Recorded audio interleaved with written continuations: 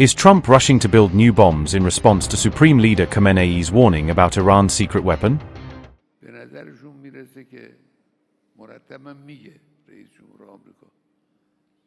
Amid talks, is U.S. war preparation now in full swing, with Trump ordering more bunker buster bombs to replenish stocks?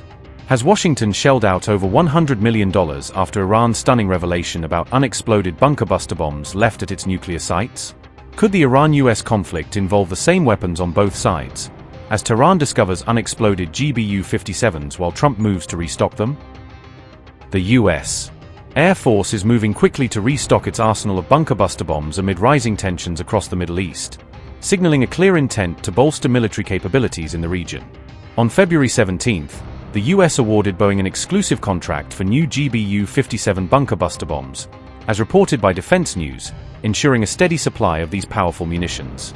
This sole deal aims to replace the bombs expended during last June's strikes on Iranian nuclear facilities, helping maintain operational stocks without interruption. The U.S.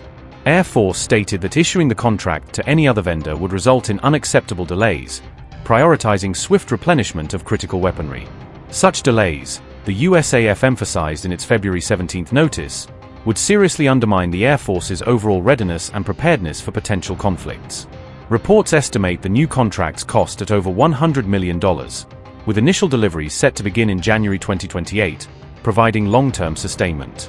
The procurement will also include additional tail guidance kits and essential weapon system components, enhancing the bomb's precision and effectiveness.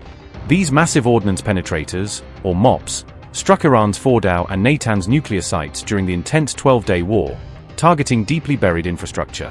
During that mission, around 7 B-2 stealth bombers reportedly dropped 14 MOPs on these nuclear sites, demonstrating their strategic reach. The Massive Ordnance Penetrator stands as the most potent non-nuclear bomb in the U.S. arsenal, designed against hardened targets. Weighing a massive 13,600 kilograms with about a 2,600 kilograms warhead, it delivers overwhelming force in a single strike. It can pierce up to 200 feet into reinforced concrete or 60 feet into unreinforced concrete, overcoming even the toughest fortifications. These bombs excel at destroying deeply buried targets, such as underground laboratories or enemy bunkers, buried far below the surface. Its robust steel casing enables penetration of an estimated 200 feet through solid rock, ensuring deep delivery of its payload. Officials describe the purchase as essential to restore operational readiness following the 2025 war, underscoring the munitions depletion during operations. Simultaneously, the U.S. is developing a next-generation penetrator to replace the MOP, incorporating superior technology for future needs. Assessments indicated Fordow sustained major damage from the strikes, though Natanz and Isfahan experienced comparatively less impact, preserving some capabilities. The U.S.'s renewed contract coincided with Iran's revelation that unexploded GBU-57s remain at the nuclear sites, posing ongoing challenges. Abbas Araghchi warned of serious safety concerns for Iran, including possible radiation risks from these lingering ordnance remnants. Unexploded bombs could grant Iran access to advanced U.S. penetration engineering and warhead design secrets, if studied closely. If recovered intact, their components might provide valuable intelligence, aiding Iranian weapons research and development efforts. Such intel could accelerate Iran's indigenous missile programs and refine its counter-bunker defense strategies effectively. These developments unfolded amid heightened tensions in the Gulf, as U.S. and Iranian negotiators engaged in nuclear talks through Oman. On February 17th, Iran and U.S. teams discussed Tehran's nuclear program via Omani mediation, seeking diplomatic progress. Iran's foreign minister described the talks as good, a view echoed by U.S. Vice President J.D. Vance, hinting at constructive dialogue. And is to reach a general agreement on a number of guiding principles, based on which we will move forward from now on and start working on text for a possible agreement. This does not mean that we can quickly reach an agreement, but at least a path has started. We hope that this is done as soon as possible and we are ready to spend enough time on it. Nevertheless, when you reach the stage to put together a text, things become more difficult and detailed. Good progress was made compared to the previous meeting, and now there is a clear path ahead of us, and I consider this a positive point.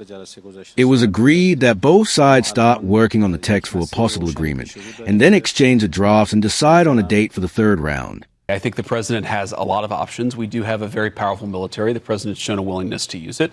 He also has a remarkable diplomatic team. He's shown a willingness to use that, too. And so what the president has been very clear with the Iranians, and actually I just talked to Steve Witkoff and Jared Kushner this morning about some of their negotiations, is the United States has certain red lines. Our primary interest here is we don't want Iran to get a nuclear weapon. We don't want nuclear proliferation. If Iran gets a nuclear weapon, there are a lot of other regimes, some friendly, some not so friendly, who would get nuclear weapons after them.